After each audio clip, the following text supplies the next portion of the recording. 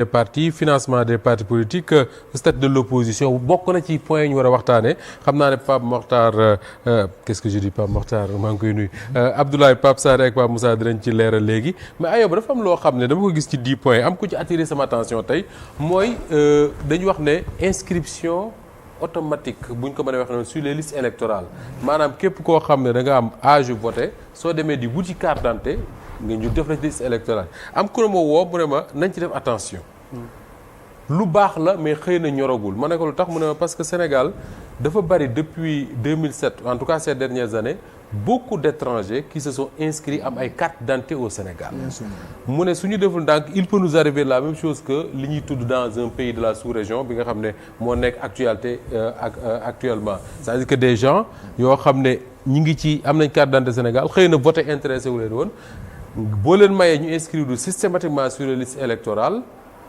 nee na daal lu jar a bàyyi xel la est-ce que même observation bi nga ci am que ni xëy na mën nañoo gën a tey ci point boobu.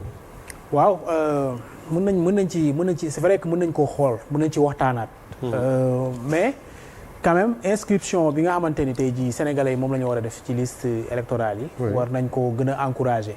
parce que tey boo xoolee élection présidentielle nu muy demee. suñu fichier électoral. soo jëlee suñu population c'est 18 millions de population 18 millions de sénégalais. suñu fichier électoral bi 7 millions d'électeurs def naa ñoo ci nekk bi ñu koy mujjee xool. bu ñu demee élection daanaka 3 millions de personnes ñoom ñooy voté. soo jëlee 3 millions de personnes sur 18 millions quand même. mu leer na ni tey jii bu ñuy dem 2029 war nañ au moins. am 10 millions d'électeurs. Pour que président bi ñuy fal quand même mu gën a légitime. Parce que 3 millions d'électeurs sur. Une population électorale de je ne sais combien. ñi fal président bi daanaka 2 millions lañu et cetera. loolu war nañu xoolaat nan la ñuy gën a fexe ba sénégalais yu bëri inscrits ci liste électorale mais aussi war nañ xool ci yan anam la ñuy encourager sénégalais yi pour ñu inscrire parce que boo nee inscription automatique. c'est vrai que ñëpp rush lay doon ñëpp dañuy dem après ñëpp dañuy am ku am carte d'identité rek da ngay nekk ci liste bi automatiquement alors que ñi am carte d'identité ñëpp fii Sénégal c'est pas forcément des Sénégalais peut-être mën nañ ko def certificat de nationalité bi nga xamante ni jafe na am trop ñu ni ko am certificat de nationalité d'office mën nga nekk électeur au Sénégal. Mais je ne comprends pas ki am carte d'identité mën na bañ a doon Sénégalais. oui am na y a des gens mënoo leen bañ a wax sénégalais parce que am nañ carte d'identité mais niñ ko amee en fait je sais pas comment expliquer ça en réalité waruñu ko am. waaw léegi waruñu am carte d'identité Sénégal mais am nañ ko ñu ngi ci réew mi. mais boo amee carte d'identité ça suppose que ni am nga nationalité sénégalaise. non la nationalité bi xam nga document à part la. mooy certificat de nationalité. mën nga ko bañ a am. waaw teewul sénégalais nga. teewul sénégalais nga. parce que loolu benn yoon nga koy am.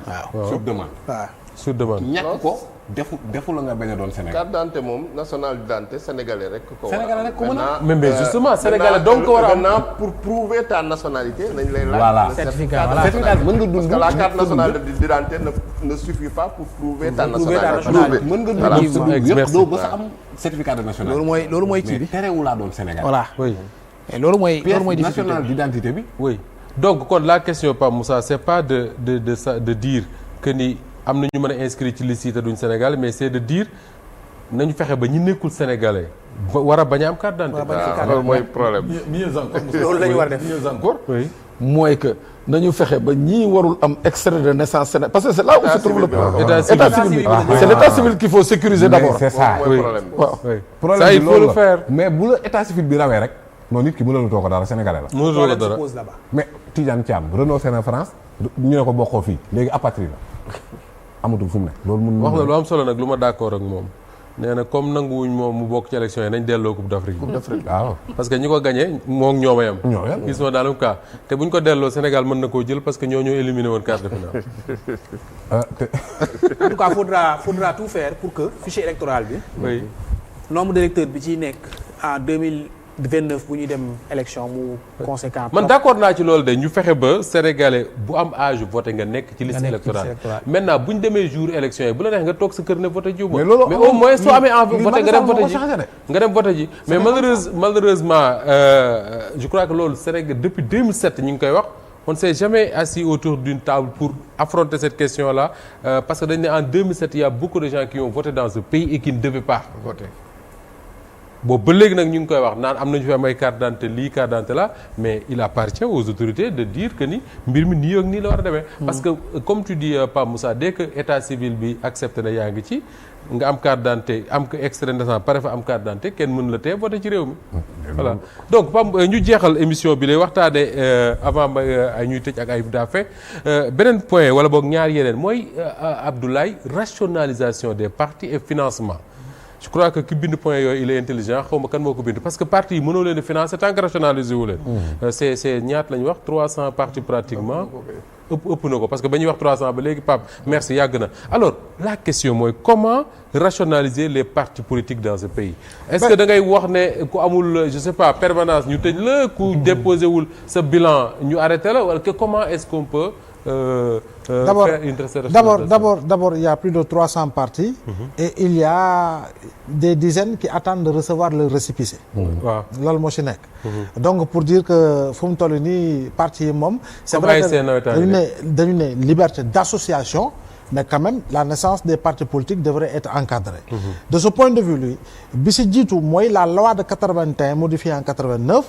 Relativement au dépôt de bilan des partis politiques bu ñu respecté woon loi boobu déjà il y a beaucoup de partis yoo xam ne jamono ji existé tuñ donc chaque année wala je sais pas parti bu nekk da nga sa bilan financier da nga ko war a def bilan yóbbu présenter ko mais pas que parce que tamit il y a des activités qui sont connexes au parti yoo xam ne laalul quête du suffrage des Sénégalais mi ngi laal par exemple formation au niveau des partis loolu tam dafa bokk ci cahier de charge dañ ko war a def donc l'autre élément mooy le système de notre voisin la Mauritanie c'est un bon système tey jii nii un parti qui va par exemple aux élections locales en Mauritanie qui n'a pas 5% des suffrages valablement exprimés est automatiquement dissous. Mais sauf que chez nous les partis ne vont pas aux élections. fa lay ñëw léegi fii mën nañu xoolaat itam si yokk lu ñuy war a waxtaan te loi boobu sax dañ ko war a defaraat mu adapté wu aux réalités actuelles mooy la loi de 81 modifiée en 89 deuxième élément bi jàpp naa ni mooy que ni si wàllu loi yi war nañoo voter pour encadrer juridiquement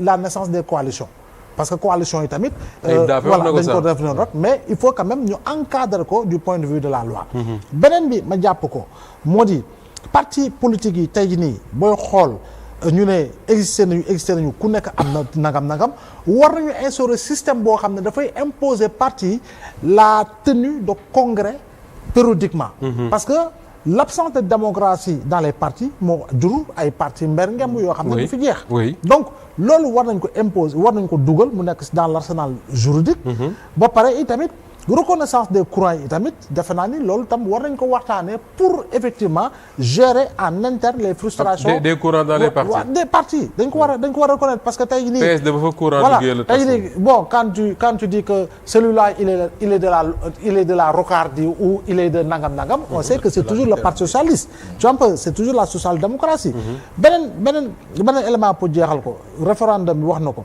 système de modernisation des partis politiques il faut quand même que ñu jëm ci loolu il faut que nos partis également ñu adapté wu ñu xool ñu leen di adapté sax j'allais dire par rapport à un système beaucoup plus moderne parce que il est vrai que partis yi ñu ngi fii courant yi ñu ngi koy tudd mais au Sénégal aujourd'hui c'est un fourre-tout xamatuñu kan mooy social-démocrate xamatu kañ mooy nanga mais est-ce que dans ce monde là ñu nekk nii est-ce que les idéologies amati na fi njëriñ c'est-à-dire que ñii ay démocrates lañ ñii ay libéraux lañ ñii ay socialistes lañ ñii ay social-démocrates lañ. est-ce que dëgg-dëgg loolu amati na fi njëriñ. non waaw c'est vrai que mi ngi ruus mais aux États-Unis c'est toujours les républicains et les démocrates. mais loolu c'est une autre réalité voilà. par exemple ñoom Ayib Daffé ñi tey boo leen bëggoon a dugal ci idéologie ban nga leen dugal. ñoom it di doog ay souverainistes lañ. xam nga tey jii nii mais doo leen doone ñoom ay libéraux lañ ñii ay socialistes je pense pas voilà. mais Moustapha xam nga aujourd'hui il y a une idéologie boo xam ne defe naa ne moo commencé jël ampleur dans le monde. idéologie boobu au contraire idéologie traditionnelle moo ko mën a contrer parce que selon nos idéologies yi dañ ko war a adapter à nos réalités. à notre histoire ak yu demee noonu. mais tey est-ce qu'on doit laisser passer une idéologie populiste par exemple. parce que l'idéologie populiste tey moo commencé gangréner le monde tey ñoom ayib yaa ngi koy wax man su may xool Pastef souverainisme bu ngay wax. mais man damay gis ni c'est une idéologie de gauche. idéologie de gauche la si sama gis su bopp man. su ma koy jàngat.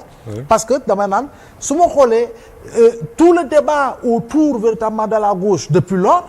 mais pour man l'héritage aujourd'hui mi ngi biir Pastef te booy xool ma ngi Pastef. encore une fois je pense que c'est des pontes de la gauche. c'est des gens de la gauche am na ji. voilà tu prends docteur Diallo Diop tu prends le doyen Alla Kane et consorts c'est des gens qui pour la majorité ont fait ku fa dugal Mamadou Diop Decroix moom. non ils ont fait la clandestinité ñeneen ñi c'est des 68 ans tey un Guy Marius également il a fait pratiquement tout son cursus politique depuis pratiquement 30 ans. mais véritablement non pas Yewwi Askan Wi dans la gauche. Ndawi Askan Wi. ah Ndawi Askan Wi. mooy bi muy dem législative 2017 nekkoon directeur de campagne. non il était avant il était dans la gauche avant.